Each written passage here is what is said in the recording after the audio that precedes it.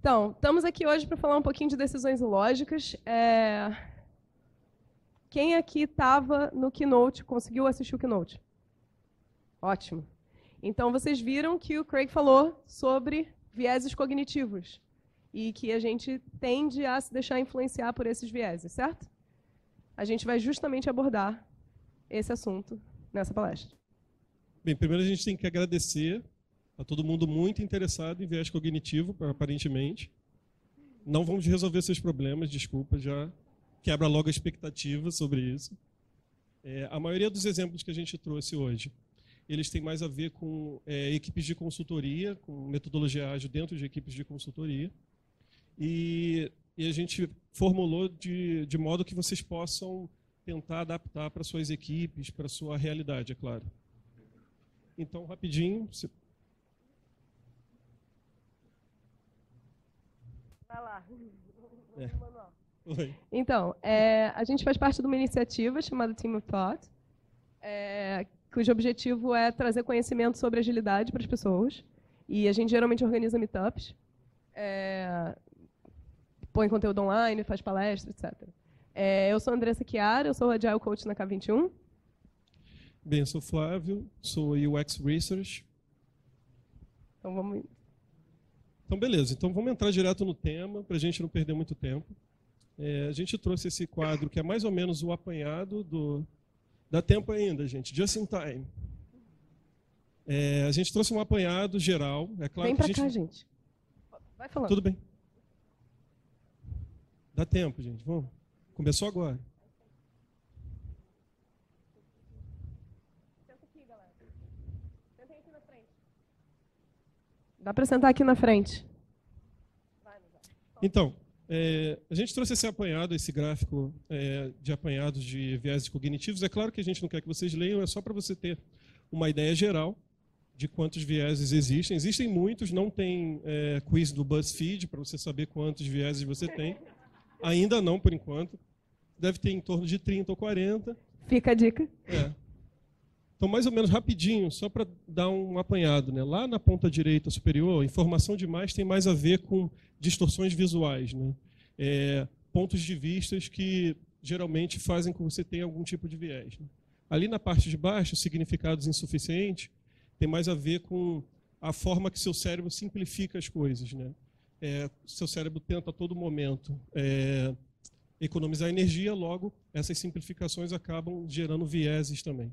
Aqui na parte de baixo, precisamos agir rápido, tem mais a ver com tomada de decisão, né? Então, se você está estressado, se o seu cortisol está alto, isso influencia significativamente as suas tarefas, as suas decisões. Então, esse quadrante aqui verde tem mais a ver com os vieses cognitivos referente a isso.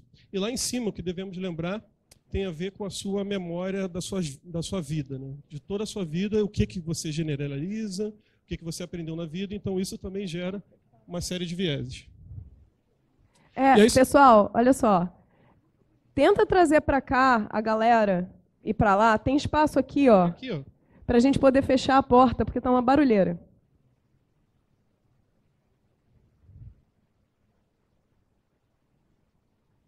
Vamos lá, gente. Vamos Fechou? Pode fechar?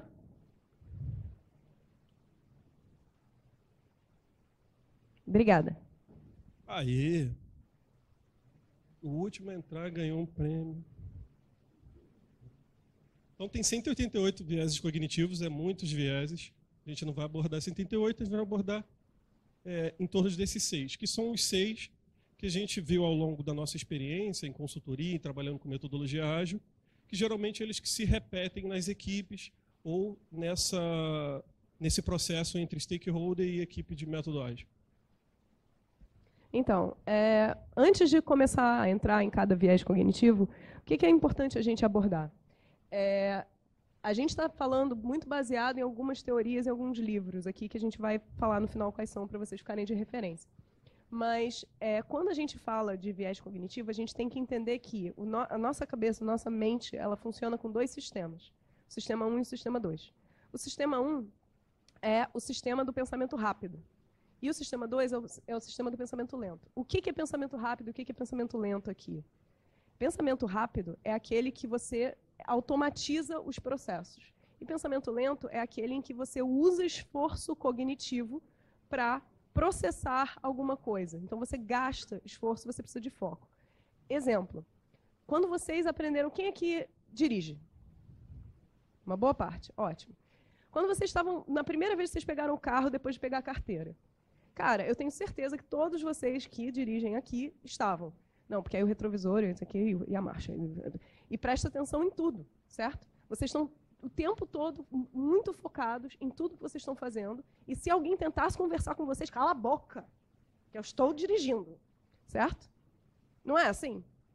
E aí, uma vez que você internaliza aquilo e você começa a fazer aquilo naturalmente, o que acontece? Você liga o som, você conversa, você cuida do filho, né?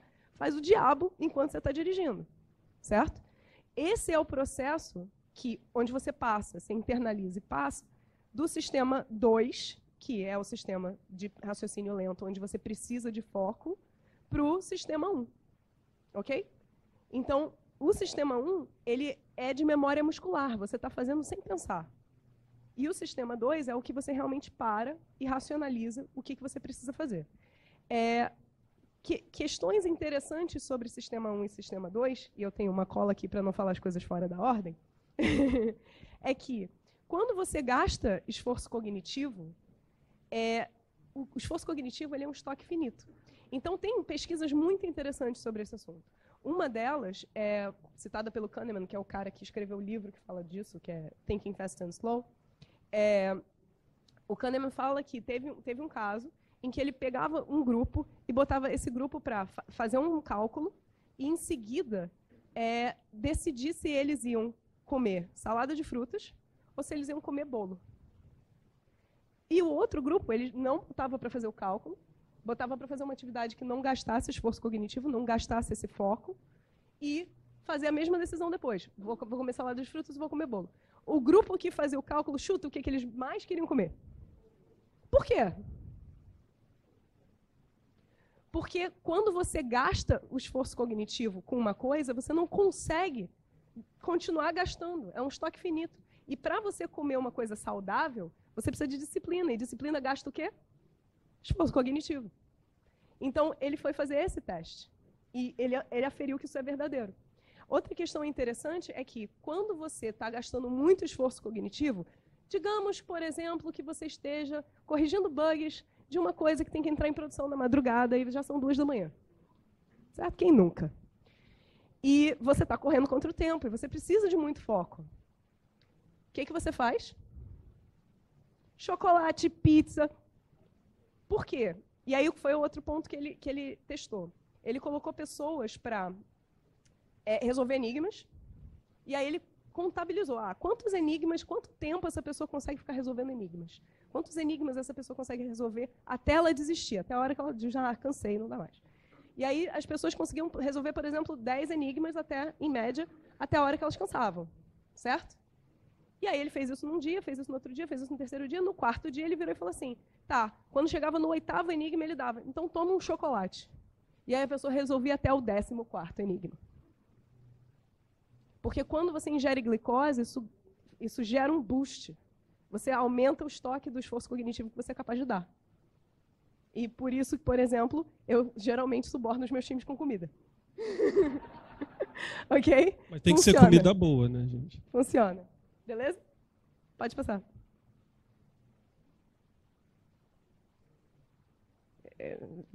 Vai funcionar, eu tenho fé. Ok. Então, agora a gente vai falar de viés de confirmação. Vamos entrar nos vieses. Pode passar. Então, eu queria mostrar uma coisa para vocês, porque eu acho que mostrar vai ser muito melhor do que eu falar. Pode botar. Não é isso. Volta. Não dá play. Não estragou a piada, não. Ainda não estragou a piada. Não dá play? No botão do meio. Eita, não está indo. Tá. Vamos pular. Alguém aqui conhece a versão do Jasper, o cara tossiu? Era isso. Eu ia mostrar para vocês o cara tossiu. Mas isso... A sorte é que eu botei 2 exemplos. Expressão e adaptação. Graças a Deus eu botei 2 exemplos. As pessoas disseram, não, você não precisa de 2 exemplos, você está bedufando. Eu falei, não, eu vou botar 2 exemplos. Enfim, porque é um vídeo. O que vocês leem quando vocês fazem leitura labial ao mesmo tempo que tem aquelas frases escritas ali? E aí, alguém consegue ler alguma coisa? Inclusive o Mama Jama é uma Mama boa Jama. pizza, hein? A pizza é muito boa do Mama Jama, inclusive. Testem aí. Papai Te Ama é boa. Papai Te Ama é boa. Alguém conseguiu? Papai Te Ama é a versão light, né? Então... Ó. Por que deu treta, galera? Por que deu treta? Por que isso deu treta na internet? Porque a gente estava enviesado. Então, o que a gente viu? A gente viu o cara falando bye bye German. Porque a gente estava esperando, sabe? E isso é o viés de confirmação. É quando você espera, e legenda é ótimo para isso. Todas as paródias são baseadas nisso. Você espera aquela frase, aquela palavra, você espera aquele resultado daquele teste de usuário. Certo? Porque você espera aquilo, você enxerga o que você quer enxergar e não o que realmente está ali. Esse é o viés de confirmação. Pode passar. Então, como é que a gente trata o viés de confirmação? A gente, primeiro, de cara, a gente parte do princípio de que todo mundo tem viés. Por quê? Porque todo mundo tem mesmo. O nosso cérebro é incapaz de estar a qualquer coisa que não enviesado. E aí sou eu, você, todo mundo aqui. O segundo ponto é, uma vez que você sabe que está todo mundo enviesado, você começa a tentar identificar quais são esses vieses. Qual é a expectativa? Vamos entender o que eu espero que saia desse teste do usuário? Porque aí eu fico duplamente atenta para checar se eu não estou enviesada. Certo? E isso serve para mim, serve para o time, serve para eu virar para uma conversa com o time e falar assim, cara, gente, eu preciso da porta fechada, pelo amor de Deus. Serve para eu virar e falar assim, cara, mas isso é um fato ou isso é uma expectativa que você tinha sobre isso? Certo? E, por último, cara, usa o viés a seu favor. Então, assim, tá com um stakeholder, você sabe que ele tem aquela expectativa, vai em cima da expectativa do cara. Tenta atender aquela expectativa de um jeito que seja bom para você também. Certo? Pode passar. Beleza. Então vamos falar do caso 2, efeito IKEA, ou IKEA. Todo mundo conhece essa loja, IKEA? IKEA, eu não sei como é que fala em sueco, mas é uma loja de móveis planejado. Todo mundo já ouviu falar? Vocês vão entender por que esse efeito ele tem o nome dessa loja. Mas antes disso eu queria contar uma historinha muito rápida, que é o seguinte, eu quero que vocês imaginem um time Scrum, um time até bem coeso, com uma certa maturidade, que ao longo de algumas sprints entregaram uma série de features. E aí eu quero frisar que são features e não exatamente valor, mas eles entregaram uma série de features. E aí esse time, depois de um certo tempo, com esse muito esforço fazendo essas features, eles estão sob efeito de IKEA, provavelmente. Por quê? Passa aí, por favor. O efeito IKEA funciona da seguinte forma. Já tem vários estudos, tem esse estudo do Ariel, ele fez com cadeiras, por isso que provavelmente o nome do efeito é IKEA, mas tem de brinquedos, tem de outras coisas. Eram 2 grupos, um grupo ele recebia a cadeira pronta e o outro grupo recebia a cadeira que ele tinha que montar a cadeira. Depois disso, isso ia para leilão e aí as pessoas iam fazer lances na cadeira que estava montada, que era relativamente parecida, ou era a mesma cadeira. Era o mesmo modelo. As cadeiras que foram montadas pelas pessoas, elas recebiam um aporte mais alto do leilão, porque as pessoas acreditavam que, pelo esforço que eles fizeram, aquela cadeira valia mais. Então isso já aconteceu diversas vezes, né, de diversos estudos, seja com brinquedos, seja com pinturas, ilustrações. E aí o que a gente geralmente acorda com isso vendo nos times ágeis, né? As pessoas que estão envolvidas, fazendo features, fazendo uma série de melhorias no produto, elas estão muito envolvidas naquele processo e logo aquilo parece muito valorado para elas, né? Aquilo realmente deu um esforço para aquela pessoa, então ela acha que aquilo é muito importante. E não necessariamente isso é verdade. E aí o que acontece? Nas sugestões de tratamento que a gente reparou, a gente tenta trazer uma série de vieses fora, né? Tentar sair dos vieses fora da equipe, que é trazer pessoas de fora para fazer uma validação, tentar ser legal com o time, isso é importante, quem me conhece sabe que é difícil eu ser legal com algumas coisas, em times ágeis, mas é sempre chegando nessa característica de que são todas hipóteses, né? Todas as características são hipóteses de que você levantou, não necessariamente aquela feature que as pessoas passaram uma série de sprints, uma série de horas fazendo, de fato aquilo traz um certo valor para o produto, né? Mas de certa forma você tem que ser um pouco legal com o seu time para não falar, não, isso aí não vale de nada. É reconhecer o esforço, né? Reconhecer o esforço das pessoas não necessariamente quer dizer que aquilo tem muito valor, né? Uma outra característica que a gente traz como tratamento do efeito IKEA são as métricas de uso ou de compra, né? De compra ao invés de ser a intenção, né? Porque uma coisa é você achar que essa feature vai bombar, tem que ter essa feature no meu produto, e a outra coisa é, vamos tentar validar essa hipótese, ver se essa intenção, em vez de ser uma intenção, é de fato o que as pessoas estão utilizando, né? Isso geralmente afasta esse viés, esse efeito IKEA das pessoas, para elas entenderem, pô, realmente eu perdi maior tempo fazendo isso e realmente não trouxe valor para o meu produto. Next. Viés de ancoragem, que é de longe meu favorito e eu já estou ancorando. Como praticar? Caso vocês não conheçam esse viés. O viés do caso 3 é o mais comum, na verdade. Ele acontece para a vida, na verdade. Passa aí, por favor. Então, aí eu queria que vocês fizessem um exercício de pensar um veículo. Não pode falar. Isso, não Todo falem mundo seus quietinho, veículos. não pode falar. Todo Pense, mundo pensa no veículo. Num veículo, pense aí, deixa mentalizado na sua cabeça esse veículo. Eu arriscaria que vocês pensaram num veículo ou que tem uma característica emocional para vocês, ou é o último veículo que vocês utilizaram. Mas para de ancorar. Vocês vão entender. Ele continua ancorando, gente. Vocês vão entender por que eu estou fazendo isso. Beleza? Todo mundo entendeu? Está todo mundo com o veículo na cabeça? Tá bom. Eu quero que vocês pensem em um veículo de novo. E aí? Né? Não pode falar. Pensaram? E aí, gente? O que vocês acham? Teve uma mudança? Vocês acham que ficou levemente influenciado?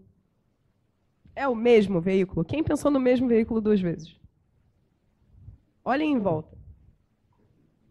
Pode deixar a mão levantada. Agora levanta a mão quem pensou em outro. Olhem em volta de novo. Tenso. O que acontece? O viés de ancoragem, que é de longe, que é muito... Vocês viram que eu fiquei ancorando várias vezes vocês, porque é uma coisa muito comum, né? Você quer expor a sua opinião e não necessariamente aquela opinião é naquele momento o ideal. Então, o que acontece? O que a gente via com uma certa frequência, principalmente lidando com stakeholders, né? A pessoa vinha com uma ideia fixa. E aí, a partir do momento que ele colocava aquela ideia na mesa, aquilo ancorava toda a equipe, fazendo com que a equipe... Era muito difícil a equipe gerar uma inovação quando você tem uma ancoragem muito forte. Então, tirar esse processo do meio da mesa é muito difícil. Então, a gente pensou em algumas características. Olha a máquina de job. Que a gente conseguiu quebrar, de certa forma, esse viés de ancoragem, que de longe é o mais comum, né? Vocês sabem muito bem que provavelmente uma pessoa dentro da equipe que é mais faladora, ela acaba ancorando a equipe, né? Então, a gente tentou fazer uma série de dinâmicas para tentar enquadrar o problema sem pensar na solução, né? Porque, como é uma dor, geralmente a pessoa já vem com a solução. Eu quero aquele remédio tal. Mas isso geralmente gera um viés cognitivo, na maioria das equipes. Então, buscar o consenso antes já é um caminho legal. A outra possibilidade é você ter uma pessoa neutra, de modo que ela tente facilitar com que todo mundo seja ouvido na equipe. Aquela pessoa mais tímida, que geralmente não coloca a sua opinião, aquela pessoa é importante nesse momento, porque ela pode ter aquela opinião que vai mudar toda a característica da equipe. E a outra coisa importante, que também funcionou muito legal, dependendo do produto, era tentar mapear como os stakeholders funcionam, né? Através de stakeholder map, de service design, não sei se vocês conhecem. É uma técnica que funciona muito legal também. Você começa a entender qual é a hierarquia dentro dos stakeholders, quem influencia quem, isso acaba ajudando nas decisões também. Isso também é um ponto legal. Priming é o meu favorito. Vamos lá, pode passar. Então, o experimento do priming, eu vou contar um deles, mas tem vários que podem ser feitos. O experimento do priming, que é muito legal, foi o seguinte: pegaram 2 grupos, um grupo de controle, que ia fazer tipo, coisas neutras, e um grupo que realmente ia ser testado. E aí botaram em 2 salas diferentes numa universidade. O grupo de controle tinha que formar frases com palavras aleatórias. E o grupo de teste, ele ia formar frases com palavras que, você olhando, podem ser associadas à velhice. Certo? Só que o teste não era que frases eles podiam formar. O teste era, a partir do momento em que eles terminaram o exercício e saíram da sala, quanto tempo essas pessoas levavam para chegar ao final do corredor. As pessoas que montaram frases, eu estou vendo testes francesas, isso é muito bom. As pessoas que montaram frases com palavras associadas à velhice tinham 30% menor velocidade do que as pessoas que tinham montado frases com palavras aleatórias. Porque a própria ideia de velhice ficou impressa neles. Então, eles andavam mais devagar. É fantástico. É muito maneiro. Pode passar. Então, como é que você pode aplicar isso no seu dia a dia? Né? Primeiro pede para os seus stakeholders, para o seu time, escreverem as ideias antes de falar. Porque quando eles estiverem expressando aquela ideia, eles vão estar imbuídos daquilo. Eles vão estar mais no contexto daquilo, eles vão conseguir se expressar melhor. Depois, tenta aplicar essa mesma ideia mais de um contexto e ver se ela ainda faz sentido ou se você está gerando um efeito de priming. Porque, por exemplo, se eu discuto uma coisa com você e você vê a importância naquilo, qual é a probabilidade de depois da gente conversar, o seu comportamento, quando você vai fazer um teste de usabilidade no meu produto, está impresso com o que a gente conversou? Né? Então, tenta pegar contextos diferentes, pessoas diferentes. Não dar contexto, às vezes, funciona também. Troca os pontos de vista.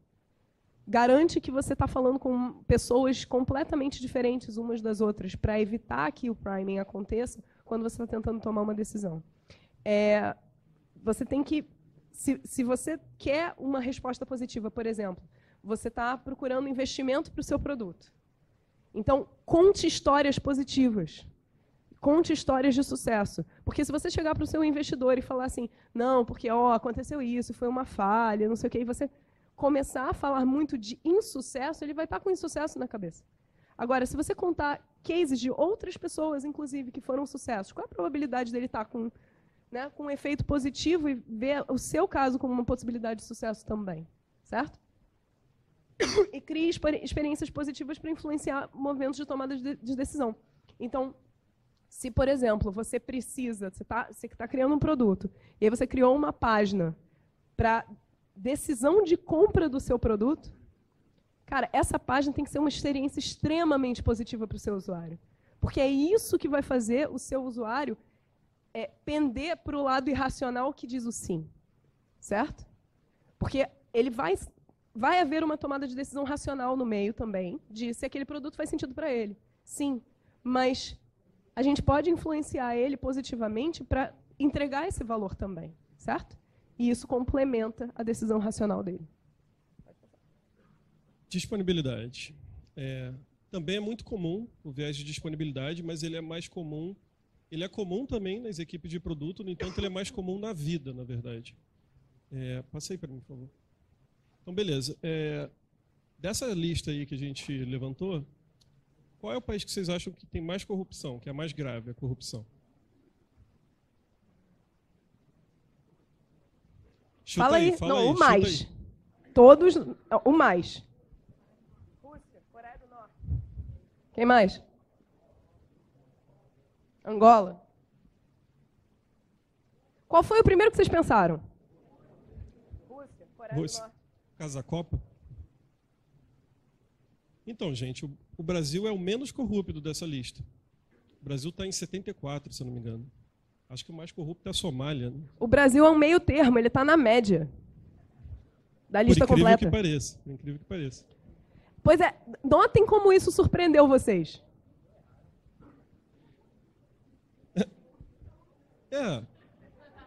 Ancoragem.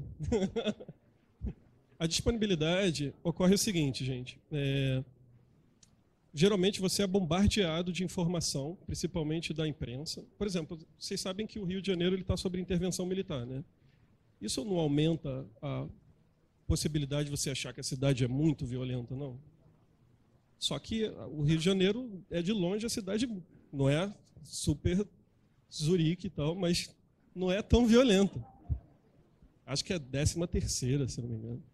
Mas esse efeito de disponibilidade que a imprensa acaba fazendo com que o Rio de Janeiro pareça uma cidade muito violenta, isso gera um efeito nas pessoas de modo que você começa a achar que o país é muito corrupto, que o Rio de Janeiro é muito violento. Tem um exemplo muito legal de telejornal que ele é super efeito de disponibilidade quando o repórter vai falar com uma pessoa e aí ele começa assim, tipo, então você está muito irritado, né, com aquele buraco na rua, né? É muita irritação esse buraco, né? Isso é efeito de disponibilidade. Passa aí para mim, por favor. E aí a gente pensou em algumas características. O efeito de disponibilidade, geralmente, ele é uma coisa que acontece na sua vida, né? Você acaba levando para a sua equipe de produto, no entanto, ele está sempre presente, né? Você é bombardeado pelo efeito de disponibilidade. E qual é a diferença entre o efeito de disponibilidade e a ancoragem, por exemplo? A ancoragem, geralmente, a gente trata com questões mais qualitativas. Você traz pessoas de fora da sua equipe, você faz com que pessoas entrem no processo para eles darem a sua opinião, enquanto o efeito de disponibilidade você tenta quebrar com dados. Então, por exemplo, balizar suas decisões em cima de dados, né? Provavelmente vocês já ouviram falar entre data-driven e data-informed, né? Data-driven você explicar. tem... Oi? Melhor explicar. Tá. Data-driven você começa a ter uma política, uma cultura de dados na sua empresa, né? Você começa a coletar informações, você já tem todas aquelas informações, no entanto, aquela informação não vai te dar a resposta de imediato. Você já sabe o que tem que resolver. Enquanto data informed, você já está fazendo com que os dados já te ajudem a ter uma nova decisão, né? Então, balizar informações e dados é muito importante para você quebrar a disponibilidade nos seus produtos, na sua equipe, assim por diante. Cultura de teste é super importante, e aí teste você pode pensar em uma miríade de informações, desde teste de usabilidade até teste de automação, qualquer tipo de teste, isso valida, faz com que você tire a decisão do seu bom senso, da sua disponibilidade, ancoragem, o que quer que seja, isso é importante. Uma outra característica que a gente vê com uma certa frequência, e aí eu trabalho muito com pesquisa com o usuário, e isso acontece com uma certa frequência também, que é a amostragem de conveniência, né? A gente, geralmente, na pressa, a gente faz uns testes de guerrilha, e isso é uma amostragem de conveniência. Você pega aquela pessoa ali do café, ou pega uma pessoa do RH, só que isso pode gerar um viés, né? A pessoa já pode estar ali contaminada com aquele tipo de informação, ela pode não estar dentro do seu produto, mas ela faz parte da empresa, por exemplo. Então, isso também pode gerar uma disponibilidade. E a outra questão é você trabalhar junto com os seus stakeholders ou com a sua equipe, de que você tem que validar hipóteses, tratar tudo como uma validação de hipóteses. Isso é importante porque ele acaba influenciando toda a outra cadeia, né? Quando as pessoas começam a entender que tudo é uma hipótese, você começa a entender que as pessoas precisam procurar fora do círculo delas as informações, começa a entender que você precisa ter métricas do seu produto para você poder validar as suas hipóteses e assim por diante. Então, você acaba gerando um ciclo virtuoso nesse processo. Então, causalidade, que é o último, né? A gente correu. O viés de causalidade, pode passar. Eu adoro esse quadrinho, gente. Ele diz assim, um novo grande estudo voltou a não encontrar provas de que os celulares provoquem câncer. O que a OMS estava pensando? Eu acho que eles entenderam tudo ao contrário. Como assim? Aí você olha o gráfico. Não. Há vários problemas com isso. Eu, por exemplo, eu acho que, na verdade, não são os celulares que causam câncer, são é o câncer que causa os celulares, porque olha o gráfico. Ué, isso é um viés de causalidade. É quando você acha que duas informações estão correlacionadas por causa. E às vezes elas são só correlatas, elas só estão acontecendo ao mesmo tempo. E aí como é que você consegue saber se é causalidade ou se é correlação? Pode passar. É que a gente brinca falando que você está misturando maçã com banana também. Primeiro, você aplica testes AB para entender. Tipo assim, mas se eu fizer dessa forma, será que o mesmo número se repete? Se eu testar com, por exemplo, se eu testar em outro cenário, será que as pessoas se comportam da mesma forma? Certo? Vamos fazer um teste AB. O Netflix faz isso muito bem. Tipo, eles pegam o pôster, né, da imagem da série e tal, e eles ficam testando. Com essa imagem, será que funciona? E com essa, e com essa, e com essa. Será que a pessoa não está clicando na série porque a série não é legal e não é atrativa, ou será que é só a imagem que não está atrativa? Vamos fazer um teste AB. Né? Desconfie de dados sem contexto. Se você tem uma afirmação solta, cara, para e fala, então, eu preciso entender o contexto disso. Qual era a situação em que isso foi testado? Como é que a gente chegou a essa conclusão? Se você está trabalhando com uma amostra muito pequena, cara, aí entra até no que o Nazário falou. Se você trabalhar com uma amostra muito pequena, você vai cair em algum viés. E aí pode ser que você decida fazer isso. Mas tem que ser uma escolha muito consciente e você tem que estar ciente do risco. E busque sempre entender a metodologia por trás de qualquer pesquisa. Assim, às vezes é um pé no saco. Não vou negar. Mas se você não fizer isso, você está assumindo o risco de estar fazendo um investimento num produto, por exemplo, gastando o tempo do seu time para criar uma coisa que ninguém vai usar. Então, você ler a metodologia da pesquisa e tentar entender o contexto é um esforço muito menor do que o esforço que o seu time vai fazer construindo uma coisa que vai ser jogada fora. Beleza? Então já estamos... Você pode falar do Kahneman, que é o livro que você mais adora. Então, a gente trouxe algumas sugestões. É claro que o assunto não se esgota, como vocês podem ter percebido, você tem 188 vieses, que é a possibilidade de você ter algum desses rodando no seu time é batata.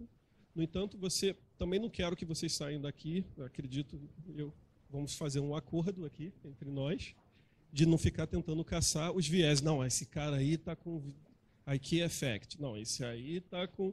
Não é para você levar isso para sua vida. Não façam isso, porque esse é o trabalho dessa pessoa.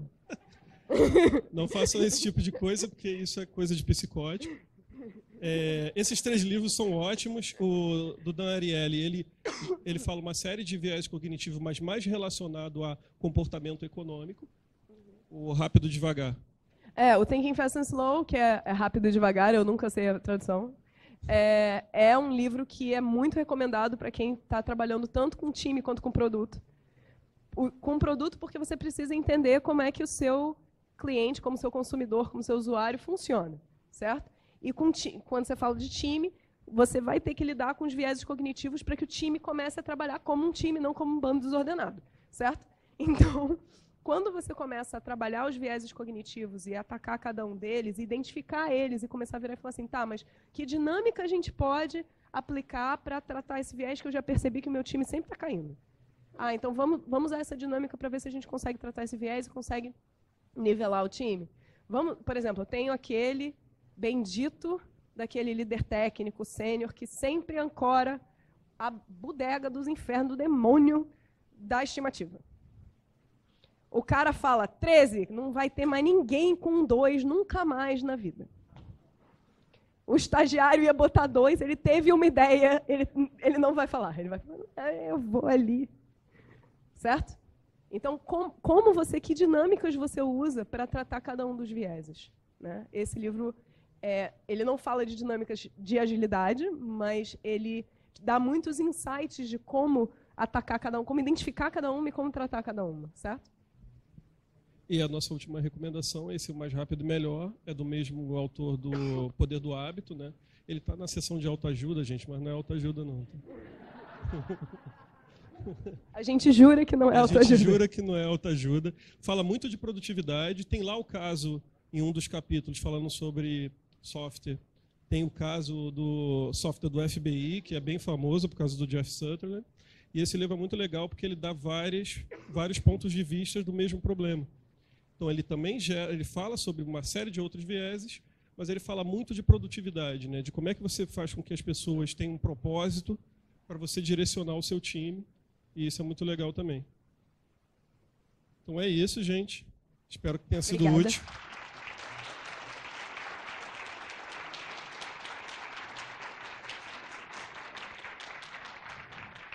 Perguntas? Perguntas? Temos tempo para perguntas? Temos? Sim? Eu acho que eu vou pegar o microfone para passar para as perguntas. Espera aí. Quem quer fazer pergunta, gente? Não me deixem no vácuo. Uma pergunta, obrigada. Passa para ele ali atrás. A minha pergunta é sobre quando as pessoas não acreditam em dados. Por exemplo, a gente está no momento, as pessoas estão chamando até de pós-verdade. Às vezes se apresenta dado, por exemplo, em relação à corrupção. Né? Muita gente vai falar, não, o Brasil é o país mais corrupto do mundo e aí pronto. Até em relação à política, as pessoas de direita e esquerda acreditam no seu candidato e não importa se você apresenta dados, elas vão continuar acreditando. E tem muito disso na nossa área, as pessoas às vezes têm paixão por alguma coisa, porque vai ter que dividir microserviço e aí pronto, eu acredito que é assim, e você apresenta dados e as pessoas não aceitam. Você conhece alguma técnica para quebrar isso?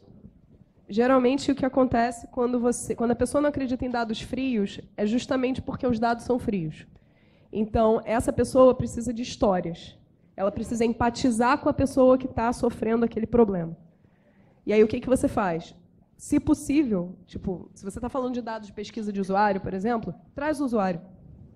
Bota o usuário para contar a história dele para essa pessoa.